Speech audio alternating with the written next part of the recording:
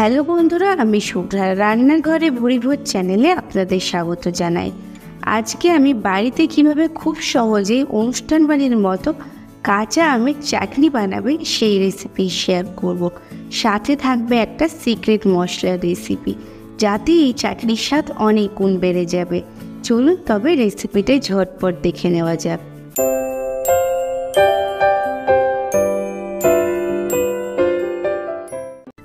অনুষ্ঠান বাড়ির মতো কাঁচা আমের চাটনি বানানোর জন্য এখানে আমি 3টে আম নিয়েছি।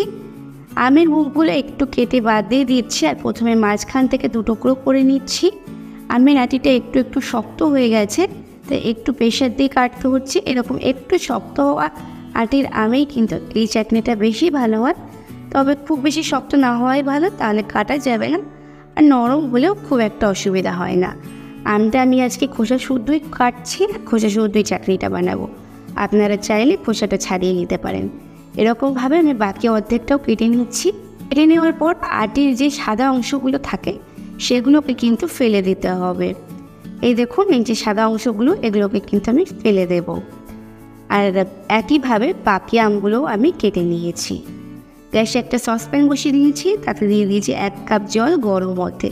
তার মধ্যেই আমি আমগুলো ভালো করে ধুয়ে দিয়ে দিলাম সামান্য একটু লবণ, 1/3 চা চামচ বা 1 চা চামচের 3 ভাগের 1 ভাগ। এদিকে জলটা ফুটতে শুরু করেছি।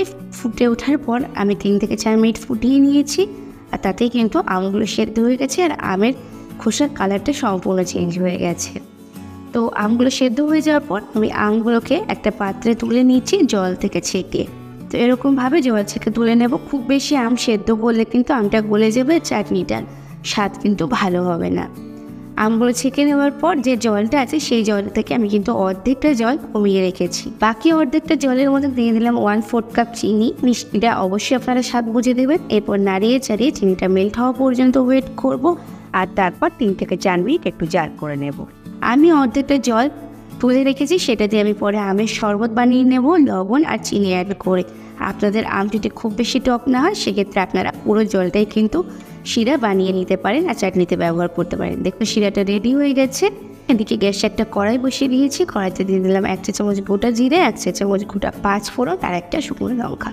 আচ্ছা, আপনারা যদি ঝাল বেশি খান, সেখানে একটার জায়গায় 2 বা 3টে শুকনো লঙ্কা ব্যবহার করতে পারেন। 1 থেকে 2 মিনিট নেড়ে ছেড়ে একটু ড্রাই রোস্ট করে নেব। তারপর এটাকে ঠান্ডা করে গুঁড়ো করে নেব। এটাই হলো সেই সিক্রেট মশলাটা। এই কড়াইতে আবারও দিয়ে দিলাম 1 চা চামচ পরিমাণে সাদা তেল। আমি সরষের তেল দিইনি, তাই সাদা তেল দিয়েছি। আর তাতে দিয়ে দিলাম 1/2 চা চামচ 5 ফোড়নে।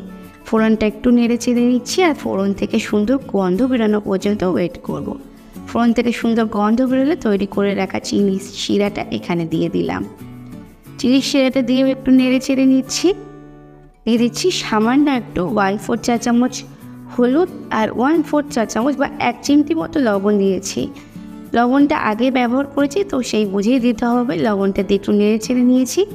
তারপর দিয়ে দিলাম আমগুলো দিয়ে শিরার সাথে ভালো করে নেড়ে চেড়ে মিশিয়ে নেব, আর গ্যাসের ফ্লেমটা বাড়িয়ে ফুটিয়ে নেব।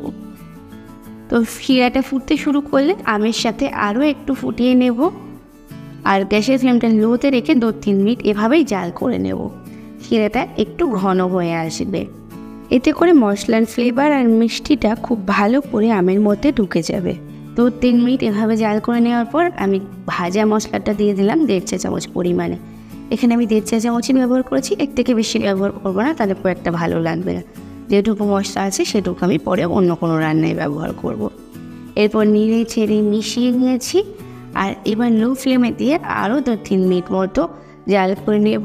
আর চাটনির যে গ্রেভিটা আছে বা যে রসটা আছে সেটাকে একটু টানিয়ে নেব। রেসিপি দেখতে দেখতে আপনাদের কাছে ছোট্ট 2টো রিকোয়েস্ট।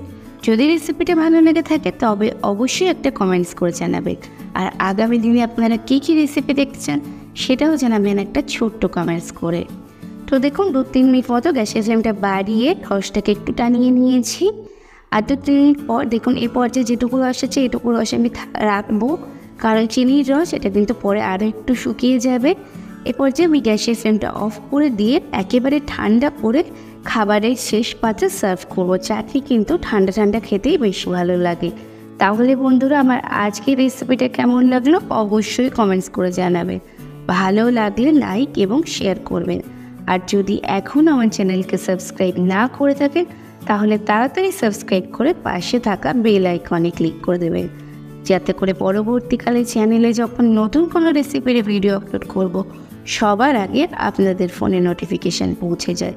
আজকে এই পর্যন্তই, আবার আসবো অন্য কোনো দিন অন্য কোনো রেসিপি নিয়ে। ততক্ষণ ভালো থাকবেন, সুস্থ থাকবেন।